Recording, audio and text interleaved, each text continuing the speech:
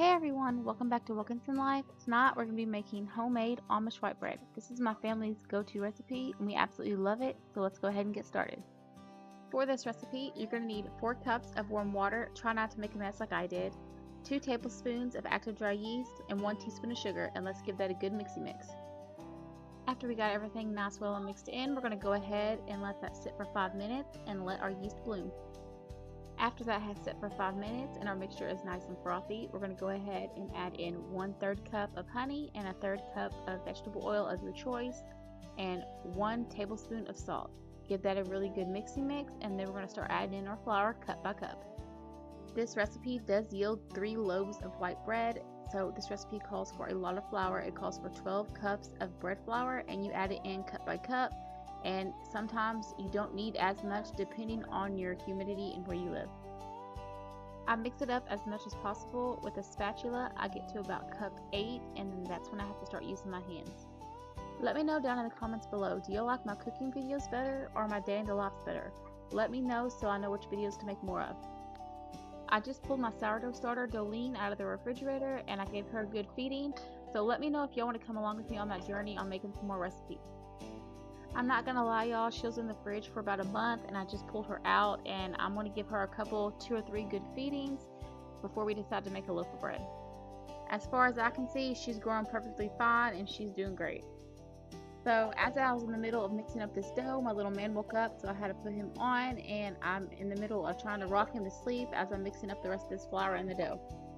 On this night, I ended up using like 1/4 cup of extra flour, so it was like 12 cups and an extra 1/4 cup of flour because my dough was just super sticky and I could not get it to come together, but that 1/4 cup did the trick.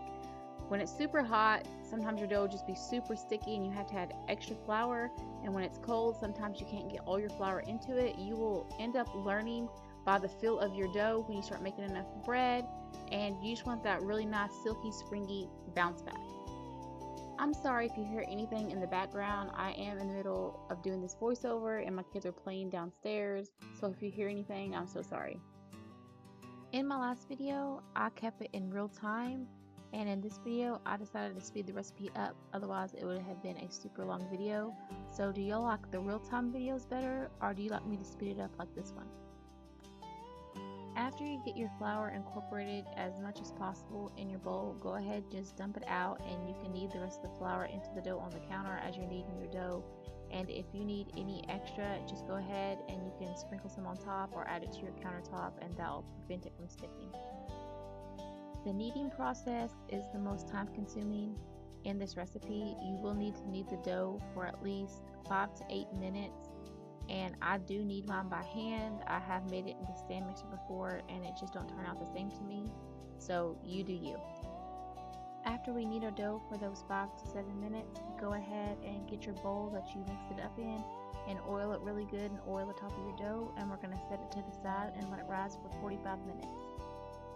And right before that 45 minutes is up, we're going to go ahead and preheat our oven to 350 degrees. And we're going to get our 3 bread pans out, and we're going to make sure we oil them really good on all sides and the bottom. Now you can use butter or oil for your pans. I have done both and they both turn out perfectly fine.